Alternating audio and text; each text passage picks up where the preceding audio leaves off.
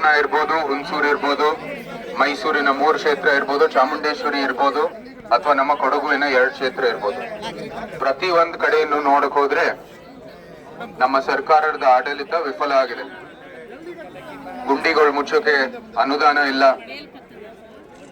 ಈ ಕಡೆ ಒಂದು ಡೆಂಗು ಪ್ರಕರಣಗಳು ಹೆಚ್ಚಾಗ್ತಾ ಇದೆ, ಅದನ್ನ ಎಮರ್ಜೆನ್ಸಿ ಆಗಿ ಡಿಕ್ಲೇರ್ ಮಾಡಿಲ್ಲ. ಅದಕ್ಕೆ ಬೇಕಾಗಿರೋ ಸುರಕ್ಷಿತ ಕ್ರಮಗಳನ್ನು ಕೂಡ ಅವರು ತಗೋತಾ ಇಲ್ಲ. ಅದಕ್ಕೆ ವಿರೋಧ ಮಾಡಬೇಕಾಗಿರೋದು ಕೂಡ ಅದಕ್ಕೂ ದಾನ ಇಲ್ಲ. ಅದರ ಜೊತೆಗೆ ನಿಮ್ಗೆಲ್ಲರಿಗೂ ಗೊತ್ತಿರೋ ಹಾಗೆ ನಮ್ಮ ಖಜಾನೆಯಲ್ಲೂ ಕೂಡ ಇವತ್ತು ಸಂಪೂರ್ಣವಾಗಿ ಖಾಲಿ ಆಗಿದೆ. ನಮ್ಮ ಸರ್ಕಾರ ಇರುವಾಗ ಸರ್ಪ್ಲಸ್ ಇರುವಂತದ್ದು ಟ್ರೆಷರಿ ಇವಾಗ ಡೆಫಿಸಿಟ್ ಆಗಿದೆ.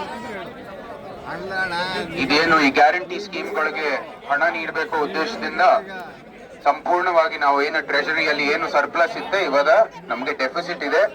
ನಾವು ಕೂಡ ಲೋನ್ ತಗೋಬೇಕಾಗಿರುವಂತದ್ದು ಒಂದು ಪರಿಸ್ಥಿತಿ ಬಂದಿದೆ. ಪ್ರಗತಿಪರ ಇರುವಂತದ್ದು ರಾಜ್ಯ ಅಂದ್ರೆ ಮೈಸೂರು ಸಂಸ್ಥಾನದಿಂದ ಕಾಲದಿಂದ ಇವತ್ತು ಒಂದು ಪ್ರಗತಿಪರ ಇರುವ ರಾಜ್ಯ ಇವತ್ತು ಎಲ್ಲ ರಾಜ್ಯಕ್ಕಿಂತ ಹಿಂದುಳಿದ ಆಗಿರುವಂತದ್ದು ನಮ್ಮ ರಾಜ್ಯ.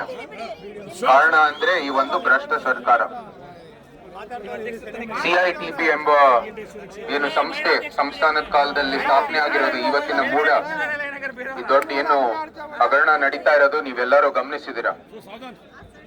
ಬಡವರಿಗೆ ಸೈಟ್ ಅಲೋಕೇಶನ್ ಮಾಡಿ ಅವರ ಒಂದು ಏನು ಬದುಕಿಗಾಗಿ ಇನ್ನೂ ಉತ್ತಮವಾದ ವ್ಯವಸ್ಥೆಯನ್ನು ಕೊಡಬೇಕಾಗಿರೋ ದೃಷ್ಟಿಯಿಂದ ಅದನ್ನು ಸ್ಥಾಪನೆ ಆಗಿರುವಂತದ್ದು ಸಂಸ್ಥೆ.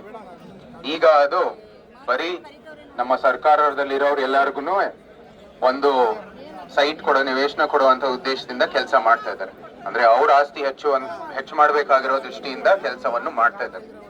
ನೀವೆಲ್ಲರೂ ಚುನಾವಣೆ ಟೈಮಲ್ಲಿ ನೋಡಿದ್ರಿ ಏನಿತ್ತು ನಿರೂಪಣೆ ಅಂತ. ಇದು ಮುಖ್ಯಮಂತ್ರಿಗಳ ತವರ ಜಿಲ್ಲೆ ಪ್ರತಿಷ್ಠೆಯ ವಿಚಾರ ಅಂತ, ಪ್ರೆಸ್ಟೀಜ್ ವಿಚಾರ ಅಂತ. ಈಗ ಆಡಳಿತದಲ್ಲಿ ಪ್ರೆಸ್ಟೀಜ್ ವಿಚಾರ ಎಲ್ಲೋಗಿದೆ ಅಂತ ನಾವು ಕೂಡ ಪ್ರಶ್ನೆ ಮಾಡ್ಬೇಕು. ಪ್ರತಿಷ್ಠೆ ಬರೀ ಚುನಾವಣೆ ಟೈಮ್ ಬರುತ್ತೆ. ಆಡಳಿತ ಮಾಡುವಾಗ ಸರ್ಕಾರ ನಡೆಸುವಾಗ ಈ ಪ್ರತಿಷ್ಠೆ ಎಲ್ಲ ಇನ್ನೊಂದ್ ಕಡೆಗೆ ಇಟ್ಬಿಡ್ತಾರೆ. ತವರು ಜಿಲ್ಲೆಯನ್ನು ಕೂಡ ಇನ್ನೊಂದ್ ಕಡೆಗೆ ಇಟ್ಬಿಡ್ತಾರೆ.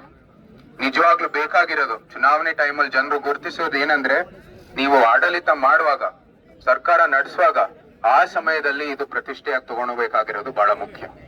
ಇದರಲ್ಲಿ ಅವರು ಸಂಪೂರ್ಣವಾಗಿ ವಿಫಲ ಆಗಿರೋ ಕಾರಣಕ್ಕಾಗಿ ನಾವು ಲೋಕಸಭೆಯಲ್ಲಿ ವಿಜೇತರಾಗಿರುವಂತದ್ದು.